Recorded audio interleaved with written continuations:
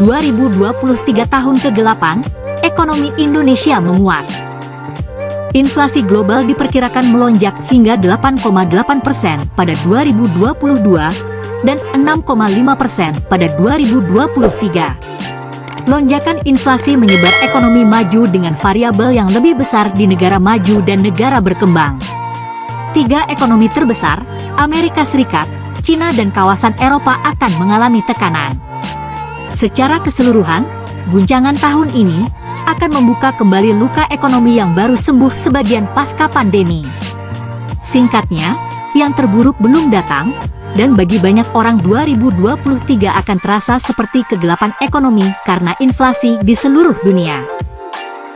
Menteri Koordinator Bidang Perekonomian Airlangga Hartarto menilai, Indonesia bisa keluar dari resesi global tahun depan lantaran berbagai lembaga internasional pun memproyeksikan, ekonomi Indonesia mampu tumbuh 4,8% sampai 5,1% di tahun 2023. Beberapa lembaga juga bersepakat dengan Indonesia, bahwa Indonesia bisa menjadi the bright spot in the dark, ungkap Airlangga dalam konferensi pers capaian pertumbuhan ekonomi triwulan ketiga yang dipantau secara daring di Jakarta kemarin. Selain itu, Airlangga menilai sejauh ini performa ekonomi masih cukup menjanjikan. Kepala BPS Margo Yuwono melaporkan, pertumbuhan ekonomi Indonesia kuartal 3, 2022 mencapai 5,72% year-on-year.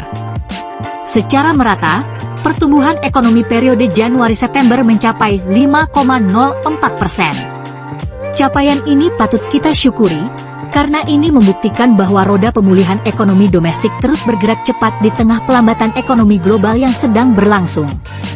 Sektor utama penggerak ekonomi pun mengalami tren pemulihan.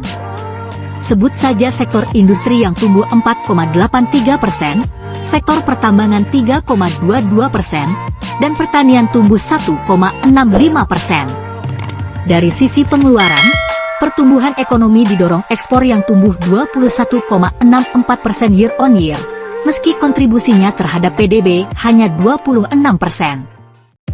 Adapun kontributor utama PDB yaitu konsumsi rumah tangga yang mencapai 50,38% dengan pertumbuhan 5,39% year-on-year.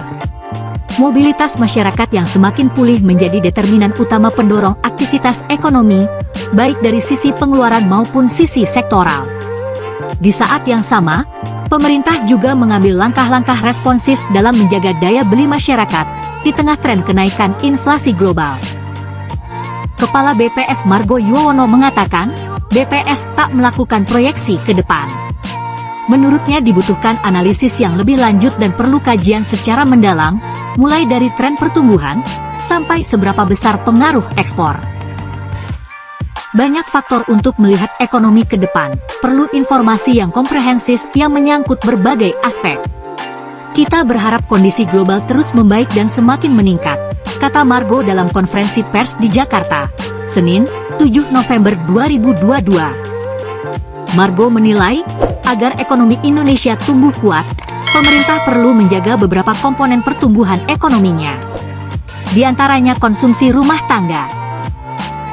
Konsumsi rumah tangga masih menjadi sumber pertumbuhan ekonomi Indonesia, tambahnya. Selain konsumsi, komponen ekspor dan investasi juga diharapkan dapat mendorong pertumbuhan ekonomi tahun 2023. Kedepan kalau ekspor dan investasi menguat, akan semakin menunjukkan ekonomi makin kuat ke depannya.